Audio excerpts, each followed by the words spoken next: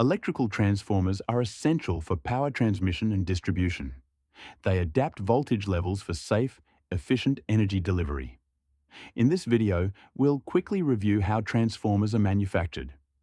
Manufacturing starts with design.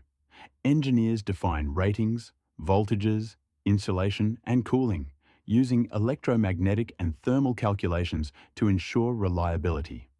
Next, key materials are selected. Silicon steel for the core, copper or aluminum for windings, and insulation materials. Silicon steel laminations are cut and stacked to form the magnetic core, guiding flux and reducing ion losses. The core is assembled and clamped to keep it rigid and to reduce vibration and noise. Insulated conductors are wound to build the primary and secondary coils according to the required voltage levels. Paper and pressboard insulation is added between windings and the core to prevent electrical faults. The windings are mounted onto the core to create the active part, then clamped for stability under operating forces.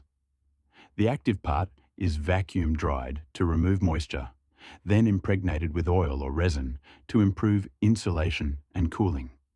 For oil-immersed units, the active part is placed in a steel tank filled with insulating oil and fitted with cooling radiators.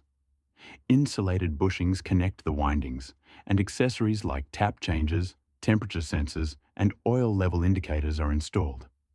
Each transformer is tested for ratio, no load and short circuit performance, insulation strength, and temperature rise. After approval, the transformer is painted, labeled with a nameplate, and prepared for transport.